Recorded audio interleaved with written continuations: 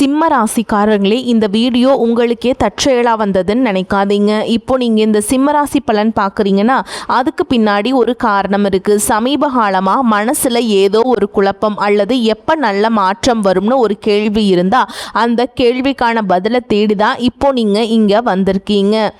சிம்ம ராசிக்காரர்கள் சாதாரணமானவர்கள் அல்ல. துணிச்சலும் வேகமும் உங்களோட இயல்பு. ஆனால் அந்த வேகத்துக்கு சரியான வழிகாட்டுதல் கிடைக்கிறப்போ வாழ்க்கையே மாறும். இந்த உலகத்தில் நம்ம எத்தனை முயற்சி செய்தாலும் எந்த ஒரு நல்ல காரியத்தை ஆரம்பித்தாலும் நம்மளை காத்து வழிநடத்துகிற ஒரு சக்தி இருக்குன்னு நம்புறீங்களா? அதுதான் நம்ம குலதெய்வம். சிம்ம ராசிக்காரர்களின் வாழ்க்கையில் பல தடவை தெரியாமலே தடைகள் உடைந்திருக்கலாம். கடைசி நிமிஷத்தில் வழி திறந்திருக்கலாம். அதற்கு பின்னால் குலதெய்வ அருளே காரணமாக இருக்குங்க. இந்த சிம்மராசி பலன் உங்களுக்கு பலன் தரணும்னு நினைச்சா இந்த கணமே ஒரு சின்ன விஷயம் செய்யுங்க. கமெண்ட் பாக்ஸில் உங்கள் குலதெய்வத்துடைய பெயரை எழுதுங்க. தெரியாதவங்க எனக்கு என் குலதெய்வம் தெரியாதுன்னு எழுதினாலும் போதும், மனசார எழுதுங்க. அந்த நம்பிக்கை தான் இந்த வீடியோவின் சக்தி. உங்கள் குலதெய்வத்தை மனசில் நினச்சிட்டு இப்போ இன்றைய சிம்மராசி பலன்களுக்குள்ள நுழையலாம் வாங்க. சிம்ம ராசி நேயர்களை, இனி வரக்கூடிய நாட்கள் உங்களுக்கு எப்படி இருக்க போகிறது என்பதை ஒவ்வொன்றாக விரிவாக கூறப்போகிறோம். உங்கள் வீட்டு வாசலில் மகிழ்ச்சி, பணம் மற்றும் புதிய வாய்ப்புகளின் திருவிழாவே நடக்கப் போகிறது. புதிய வாய்ப்புகளும் சாதனைகளும் உங்களை தேடி ஓடிவரும். ஏனெனில் கிரக நிலைகள் அப்படிப்பட்ட ஒரு அமைப்பை காட்டுகின்றன. ஆனால் சிரிக்கும் முகங்கள் எல்லாம் சொந்த முகங்கள் அல்ல என்பதை நினைவில் கொள்ளுங்கள். இந்த விஷயத்தில் விசேஷ கவனம் செலுத்துங்கள். இனி வரக்கூடிய நாட்களில் 5 பெரிய கிரகங்கள் தங்கள் மகா பெயர்ச்சியை மேற்கொள்ளப் போகின்றன. அதை பற்றிய தகவல்கள் வீடியோவில் அடுத்து வரும். நீங்கள் வீடியோவை இறுதி வரை பாருங்கள். ஏனெனில் உங்களின் ஒரு சிறிய தவறு பெரிய இழப்பை ஏற்படுத்தலாம். இந்த வீடியோவில் கிரகங்களின் அடிப்படையில் நீங்கள் என்ன செய்ய வேண்டும், எதை ஒருபோதும் செய்யக்கூடாது என்பதை ஒவ்வொன்றாக கூறியிருக்கிறோம். இந்த வீடியோவின் இறுதியில் ஒரு பரிகாரம் கூறப்பட்டுள்ளது. அது உங்கள் அதிர்ஷ்டத்தையே மாற்றக்கூடியது. எனவே வீடியோவை முழுமையாக பாருங்கள். எப்போதுமே ஒரு புதிய மாதம் தொடங்கும் போது நாம் மிகவும் உற்சாகமாக இருப்போம். இந்த மாதத்தில் நிச்சயம் ஏதேனும் பெரியதாக சாதித்து காட்டுவோம் என்ற ஆர்வத்தில் இருப்போம். ஆனால் மாதம் செல்ல செல்ல மாத இறுதியில் நமது உற்சாகம் அனைத்தும் வடிந்துவிடும். இப்போது கேள்வி என்னவென்றால், இனி ஜூனில் வரக்கூடிய நாட்களில் உங்கள் கனவுகள் நனவாகுமா அல்லது அதே போராட்டங்கள் தொடருமா? ஒரு பெரிய கணிப்பை கூறப் போகிறோம். 3 பெரிய சுப நிகழ்வுகள் மற்றும் 3 பெரிய அசுப நிகழ்வுகள். நற்செய்திகளை கேட்டதும் நீங்கள் மகிழ்ச்சியில் துள்ளி குதிப்பீர்கள். ஆனால் நாங்கள் கூறப்போகும் எச்சரிக்கைகளை நீங்கள் கவனமாக பின்பற்றினால் ஒரு பெரிய ஆபத்தை தவிர்க்கலாம். இன்றைய வீடியோ ஏதோ சாதாரணமாக உங்கள் கண்களுக்கு முன்னே வரவில்லை. இந்த வீடியோவை நீங்கள் இன்று பார்க்கிறீர்கள் என்றால் இனி வரக்கூடிய நாட்களில் ஒரு பெரிய மாற்றம் உங்களுக்காக காத்திருக்கிறது என்று அர்த்தம். நீங்கள் உங்கள் ஜாதகத்தை கணிக்க விரும்பினால் உடனே உங்கள் ஜாதகத்தை கொண்டு ஒரு ஜோதிட நிபுணரிடம் கணித்து கொள்ளுங்கள். ஏதாவது பிரச்சனைகள் தொடர்ந்து வந்துக்கிட்டே இருக்குது அப்படின்னா நீங்கள் போய் பார்த்துக்கலாங்க. ஏனெனில் நாங்கள் உங்களுக்கு பொதுவான பலன்களை வழங்குகிறோம். ஏனெனில் இதை விட சிறந்த வீடியோக்களை உங்கள் ராசிக்காக நீங்கள் காண முடியாதுங்க. அதுக்கான எல்லாத்தையும் தொகுத்து தான் நான் உங்களுக்கு கொடுத்துட்ருக்கோம். சிம்மராசி நேயர்களின் வாழ்க்கை என்ன நடக்க போகுது? முதல் நிகழ்வை பற்றி பார்ப்பதற்கு முன் கிரக நிலைகளை கவனிப்போம். ஜூன் 2ஆம் தேதி பார்த்தீங்கன்னா குரு பகவான் கடகராசிக்கு வந்துட்டாருங்க. அதே மாதிரி அது எப்படின்னா 12 ஆண்டுகளுக்கு பிறகு குரு பகவான் உங்கள் 12ஆம் வீடான கடகராசியை அடைஞ்சிருக்காருங்க. இது உங்கள் வாழ்க்கையில் எவ்வளவு பெரிய தாக்கத்தை ஏற்படுத்தும் என்று யோசித்து பாருங்கள். அதே மாதிரிங்க இந்த மாதத்துக்கு பிறகு இந்த ஆண்டு முழுவதுமே மாறப்போகுதுங்க. இதன் பிறகு பார்த்திங்கன்னா ஜூன் 8ஆம் தேதி பார்த்திங்கன்னா சுக்கிரனும் 12ஆம் வீடான கடகராசிக்கு வந்துடுவாருங்க. ஜூன் 15ஆம் தேதி சூரியன் உங்கள் லாப வீட்டிற்கு வருவாருங்க. இப்போது 10ஆம் வீட்டில் இருக்கும் சூரியன் ஜூன் 15ஆம் தேதி 11ஆம் வீட்டிற்கு வந்துடுவார். அதே மாதிரி 21ஆம் தேதி பார்த்திங்கன்னா தளபதியான செவ்வாய் ரிஷப ராசியை அடைகிறாருங்க. அதாவது செவ்வாய் உங்களின் தொழில் ஸ்தானத்துக்கு செல்கிறாருங்க.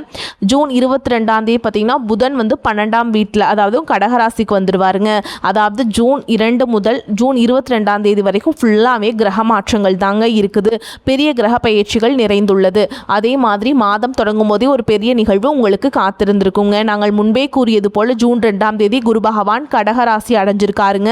இது செலவு மற்றும் விரயஸ்தானமாகும். ஆனால் ஏதோ ஒரு வகையில் பன்னாட்டு நிறுவனங்களுடன் உங்களுக்கு தொடர்பு ஏற்படலாம் அல்லது பன்னாட்டு நிறுவனங்களில் பணிபுரிபவர்களுக்கு குரு பகவான் மிகவும் சிறந்ததாக மாற்றுவார்.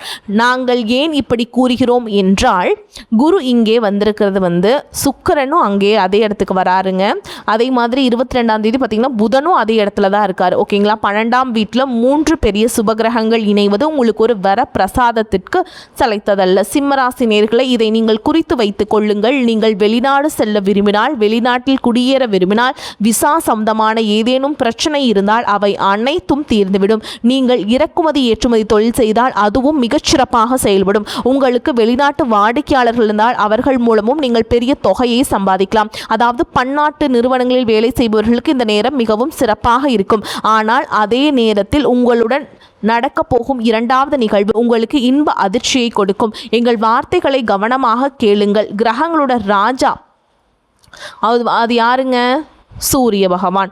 அவர் மிதுன ராசிக்குள்ள நுழைந்தவுடன், அதாவது லாப வீட்டிற்குள்ள சூரியன் வந்தவுடன் இந்த மாதத்தின் நடுப்பகுதியிலிருந்து உங்களின் பொற்காலம் தொடங்க போகுதுங்க. இதற்கு முழு உத்தரவாதம் அளிக்கிறோம். சூரிய பகவான் திடீரென பல புதிய வழிகளை திறப்பார். நீங்கள் எதை பற்றியும் கவலைப்பட வேண்டாம். ஏனெனில் சூரியன் உங்கள் ராசிநாதனான சூரியனுக்கு பிடித்தமான ராசி சிம்ம ராசியாகும். சூரியன் உங்கள் லாப வீட்டிற்கு வந்தவுடன் சிம்ம ராசினருக்கு பல வழிகளும் லாபத்தை கொடுப்பாருங்க. உதாரணமாக, நீங்கள் அரசு சம்பந்தப்பட்ட வேலைகளை செய்கிறீர்கள் என்று வைத்துக்கொள்வோம். உங்களின் ஏதேனும் ஒப்பந்தம் தடையாக இருந்தால் இப்போது அந்த ஒப்பந்தம் கையெழுத்தாகலாம். சில செல்வாக்கு மிக்க மனிதர்களை நீங்கள் சந்திப்பீங்க. அவர்களை உங்களுடன் இணைக்கும் வேலையை சூரிய பகவான் செய்வார். நான் ஏன் இவர்களுடன் சுற்ற வேண்டும், எனக்கும் இவர்களுக்கும் என்ன தொடர்பு என்று நீங்களே நினைப்பீர்கள். ஆனால் அந்த தொடர்பு பிற்காலத்தில் வேலை மற்றும் வியாபாரத்தில் உங்களுக்கு ஒரு பெரிய லாபத்தை தரப்போதுங்க. உங்கள் ராசிநாதன் கிரகங்களின் ராஜாவானவர். அவரின் ஆற்றலை சாதாரணமாக நினைக்காதீங்க. காலப்போக்கில் அவர் ஒவ்வொன்றையும் சரியாக அமைத்து கொண்டிருக்கிறார். நீங்கள் ஒன்றை மட்டும் நினைவில் கொள்ளுங்கள், இறைவனின் சன்னதியில் தாமதம் ஆகலாம், ஆனால் நீதி மறுக்கப்படாது. சில சமயங்களில் அதிர்ஷ்டம் நமக்கு துணையாக இல்லையோ என்று தோன்றும்.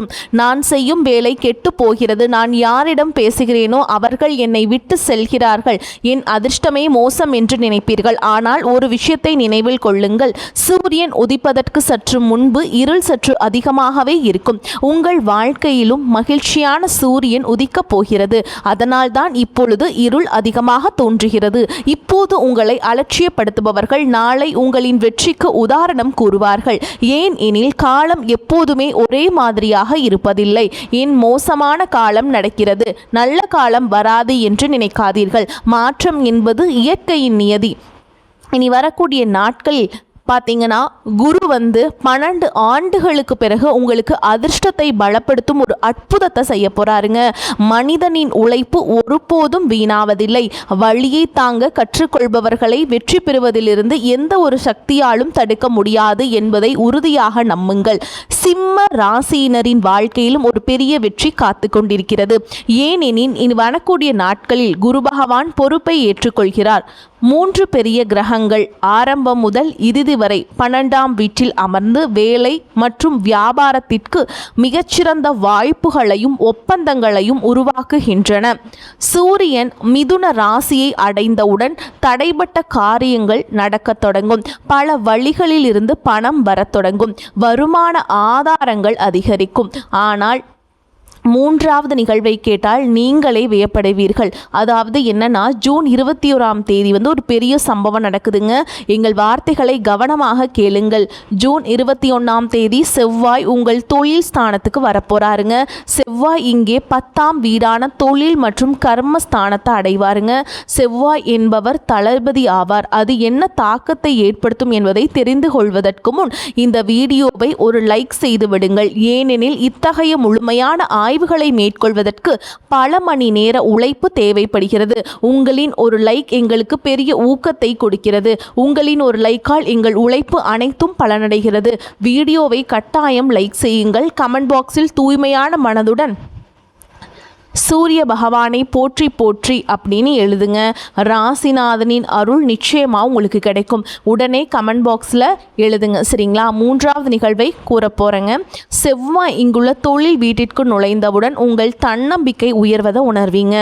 உங்கள் தன்னம்பிக்கை அளவு மிகவும் அதிகமாக இருக்கும். சில சமயங்களில் என்னால் எதுவும் முடியாது என்று தோன்றும் மனிதனுக்கு திடீரென ஒரு உத்வேகம் பிறந்து நான் எதையும் சாதிப்பேன் என்ற எண்ணம் வரும் அல்லவா?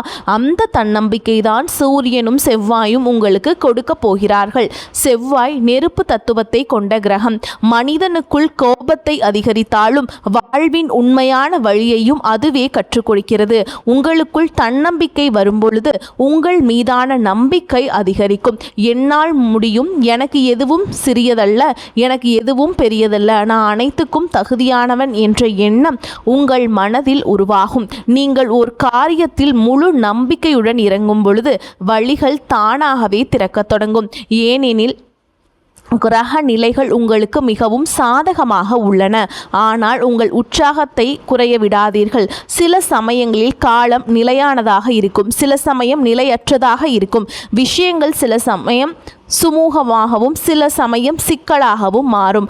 ஆனால் ஒன்றை மற்றும் நிச்சயம், இறைவனின் சன்னதியில் தாமதம் ஆகலாம், ஆனால் நீதி மறுக்கப்படாது. கடந்த 5-6 மாதங்களாக நடந்து வரும் போராட்டம் இப்போது முடிவுக்கு வரப்போகிறது. அதாவது உங்கள் வீட்டு வாசலில் மகிழ்ச்சி, பணம் மற்றும் புதிய வாய்ப்புகளின் திருவிழா நடக்கப் போகும் நாட்கள் வந்துவிட்டது. எனவே தன்னம்பிக்கை உயர்ந்த நிலையில் இருக்கும். அதோடு செவ்வாய் 10ஆம் வீட்டில் அமர்ந்து உங்களின் தலைமை பண்பை அதிகரிப்பார். உங்களுக்குள் ஒரு தலைமைத்துவ ஆற்றலை உருவாக்குவார். நீங்கள் ஒரு தலைவனைப் போல செயல்படுவீர்கள். செவ்வாய் உங்களின் நிர்வாக திறனை மிகச் சிறப்பானதாக மாற்றுவார். காவல்துறை, இராணுவம், நிர்வாகம், தகவல் தொழில்நுட்பம் மற்றும் பொறியியல் துறையில் இருப்பவர்களுக்கு இது மிகச்சிறந்த காலமாகும். ஏனெனில் செவ்வாய் அவர்களுக்கு பெரிய ஆதரவை வழங்குவார். இதுவரை நற்செய்திகளை பற்றி கூறினோம், ஆனால் நம்ம என்னென்ன தவறுகளை செய்யக்கூடாது என்பதையும் தெரிந்து கொள்வது அவசியம். உங்களின் ஒரு சிறிய தவறு எல்லாவற்றையும் கெடுத்துவிடலாம். நீங்கள் தவிர்க்க வேண்டிய அந்த தவறு என்னவென்று கவனமாக கேளுங்கள். நீங்கள் வீடியோவை இதுவரை பார்த்திருக்கிறீர்கள் என்றால் இறைவனின் விசேஷ அருள் உங்கள் மீது உள்ளது என்று இறைவன் உங்களுக்கு ஏதோ கூற விரும்புகிறார் என்றும் அர்த்தம். நீங்கள் புரிந்து கொள்ள வேண்டும் என்பதற்காகவே இதுவரை வீடியோவை இழந்திருக்கிறீர்கள். வீடியோவின் அடுத்த முக்கியமான பகுதி தொடங்க போகிறது. மனிதன் என்பவன் தவறுகளின் உருவமே தவிர தவறே செய்யாத மனிதன் என்று யாருமில்லை. ஆனால் தவறு செய்த பிறகும் அதே தவறை மீண்டும் செய்பவன் முட்டாள் எனப்படுவான். இனி வரக்கூடிய நாட்களில் நீங்கள் செய்யக்கூடாத தவறுகளை தெரிந்து கொள்ள உங்களுக்கு ஒரு வாய்ப்பு கிடைத்துள்ளது. இந்த எச்சரிக்கைகளை நீங்கள் பின்பற்றினால் இனி வரக்கூடிய நாட்களில் நீங்கள் கனவிலும் நினைத்து பார்க்க முடியாத அளவு சிறப்பாக இருக்கும். உங்கள் 12ஆம் வீட்டில் குரு, சுக்கிரன் மற்றும் புதன் ஆரம்பம் முதல் இறுதி வரை இருக்கப் போகிறார்கள் என்று நாங்கள் கூறியிருந்தோம். மற்றொரு விஷயம் என்னவென்றால் 12ஆம் வீடு என்பது செலவு, விரயம், இழப்பு மற்றும் மருத்துவமனை ஆகியவற்றை குறிக்கும்.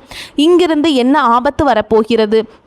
உங்கள் செலவுகள் உங்கள் வருமானத்தை விட அதிகமாக இருக்கலாம். அங்கு நீங்கள் மிகவும் கவனமாகவும் எச்சரிக்கையாகவும் இருக்க வேண்டும்.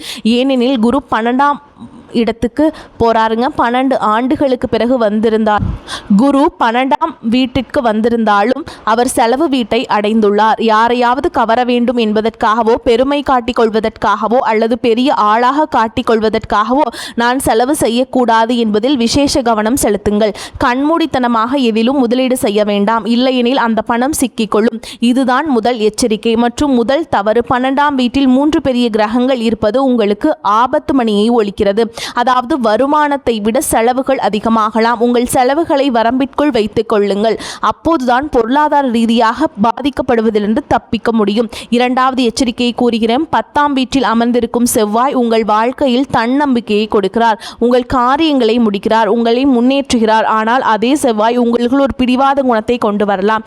நான் தான் சரி, நான் சொல்வதுதான் சரி, எனக்கு எதிராக பேச நீ யார், என்னிடம் இப்படி பேச உனக்கு எவ்வளவு தைரியம் என்பது போன்ற அதீத தன்னம்பிக்கை மற்றும் அகந்தைய செவ்வாய் இங்கு வரும்போது கொண்டு வரலாம். நீங்கள் சற்று எச்சரிக்கையாக இருக்க வேண்டும். ஏனெனில் இதன் காரணமாக நீங்கள் பணிபுரியும் இடத்தில் உள்ள உங்கள் மேல் அதிகாரியுடன் கருத்து வேறுபாடுகள் ஏற்படலாம். அப்படி ஏதேனும் நடந்தால் வேலை பறிபோகலாம். மனிதன் ஒரு நல்ல பெயரை கட்டி எழுப்ப பல ஆண்டுகள் ஆகின்றன. ஆனால் அந்த பெயரை கெட்டுப்போக அந்த இமேஜ் உடைய சில கணங்களே போதும். எனவே பல ஆண்டுகளாக நீங்கள் உழைத்து உருவாக்கிய அந்த நற்பெயரை காக்க வேண்டிய பொறுப்பு உங்களுடையது. முடிந்தவரை பணிவாக இருங்கள், நிதானமாக இருங்கள், அகந்தையை தவிருங்கள். இந்த நேரம் செவ்வாய் உங்களுக்கு பிடிவாதக்காரனாக மாற்றும் நேரம். குணத்தில் அகங்காரத்தை கொண்டு வரலாம். தன்னம்பிக்கை நல்லதுதான், ஆனால் அந்த தன்னம்பிக்கை அதீத தன்னம்பிக்கையாக மாறி நான் தான் சரி, என்னை விட்டால் யாருமே இல்லை, என்னால் தான் முடியும், இது எனக்கு கைவந்த கலை என்று நினைத்தால் பெரிய பெரிய தவறாகிவிடும். அப்படிப்பட்ட இப்படிப்பட்ட தவறுகளை செய்யாதீர்கள், இல்லையெனில் எந்த ஒரு நிலையும் இல்லாமல் போய்விடும். மூன்றாவது மற்றும் இறுதி எச்சரிக்கையை கூறுகிறோம். 12ஆம் வீட்டில் 3 கிரகங்களின் சேர்க்கை இருப்பதை காண முடிகிறது. உங்களுக்கு தூக்கமின்மை பிரச்சனை வரலாம். திடீரென உங்களுக்கு தூங்குவதில் சிரமம் இருப்பதாக உணர்வீர்கள். ஏனெனில் இங்கிருந்து உங்களின் தூக்கம் பாதிக்கப்படுகிறது. அத்துடன் தேவையற்ற மன அழுத்தம். சிலர் தங்கள் வாழ்க்கையில் எந்த பிரச்சனையும் இல்லை என்றாலும் பிரச்சனைகளை தேடி சென்று மன அழுத்தத்தை ஏற்படுத்திக் கொள்வார்கள். அவன் என்னை ஏன் அப்படி சொன்னான், நான் கடைக்கு சென்றேன், எனக்கு ஏன் இப்படி நடந்தது, அவன் என்னை பற்றி ஏன் அப்படி பேசினான் என்று பல விஷயங்களை நினைத்து வீண் கவலை கொள்வார்கள். உங்களுக்கு அப்படி நடக்கலாம். உங்களை சற்று அமைதியாக வைத்துக் கொள்ளுங்கள். கவலைகள் நீங்கவில்லை என்றால் இறைவனின் சன்னதியில் அமருங்கள். அங்கு பிரார்த்தனைகளை செய்யுங்கள். இதனால் உங்கள் மனம் ஆன்மீகத்தில் ஈடுபடும். படிப்படியாக அமைதி அடையும். உங்களுக்கு கண்களில் எரிச்சல் போன்ற பிரச்சனைகள் வரலாம். உங்கள் மன ஆரோக்கியத்தில் அதிக கவனம் செலுத்துங்கள். இப்போது உங்களுக்கு 2 பரிகாரங்களை கூற விரும்புகிறோம். அந்த 2 பரிகாரங்களும் செவ்வாயின் எதிர்மறை தாக்கத்தை குறைப்பதோடு 3 கிரகங்களால் ஏற்படும் பிரச்சனைகளுக்கு தீர்வு காணும். முதலாவது பரிகாரத்தை கூறுகிறோம். செவ்வாய்க்கிழமைகள் தோறும் இந்த பரிகாரத்தை நீங்கள் செய்வதால் செவ்வாய் பகவான் உங்களுக்கு ஏற்படுத்தும் தேவையற்ற விவாதங்கள், ஈகோ மற்றும் அதீத தன்னம்பிக்கை போன்ற எதிர்மறை பலன்கள் நீங்கும். இவை உங்கள் நட்பெயரை கெடுக்கக்கூடியவை. இந்த பரிகாரத்தை செய்யுங்கள். ஆஞ்சநேயர் கோவிலுக்கு சென்று மல்லிகை பூ வாங்கி கொடுங்க. ஓகேங்களா? அதே மாதிரி அனுமனுக்கு செந்தூரம் சமர்ப்பிக்க வேண்டும். இதெல்லாமே நீங்கள் பண்ணிகிட்ருக்கணுங்க. அதே மாதிரி ஓம் ஆஞ்சநேய பெருமானே போற்றி போற்றி அப்படிங்கிறத நீங்கள் எழுதி போடலாம் 108 முறை. அதே மாதிரி அனுமனுடைய சாலிஷா பாராயணம் செய்கிறதும் நல்லதுங்க. ஒவ்வொரு செவ்வாய்க்கிழமையும் இந்த பரிகாரத்தை நீங்கள் செய்வதால் லாபம் கிடைப்பதை யாராலும் தடுக்க முடியாது. சிம்மராசி நேயர்களே, உங்களுக்கான 2வது பரிகாரம் இதுதான். செலவுகள் குறைந்து சேமிப்பு அதிகரிக்க வேண்டும் என்று நீங்கள் விரும்பினால் வியாழக்கிழமைகள் தோறும் வாழை மரத்தை வழிபட்டு அங்கே அமர்ந்து ஓம் குரு பகவானே போற்றி போற்றி அப்படிங்கிற மந்திரத்தை உச்சரிக்க வேண்டுங்க. குரு பகவான் 12 ஆண்டுகளுக்கு பிறகு இந்த யோகத்தை உருவாக்குறாருங்க. நீங்கள் அதன் முழு பலனையும் பெற வேண்டும். நேர்மறையான விஷயங்கள் நிறைவாக உங்களுக்கு கிடைக்கணும் அப்படின்னா நீங்கள் இதெல்லாம் பண்ணணுங்க. எதிர்மறையான விஷயங்கள் மிகவும் குறைவாக பண்ணி கொடுக்கும் இந்த பரிகாரம். ஓகேங்களா? இது எல்லாத்தையும் ப்ராப்பராக ஃபாலோ பண்ணிட்டு வாங்க. வாழ்த்துக்கள். வாழ்க வளமோடு நலமோடு. நன்றி, வணக்கம்.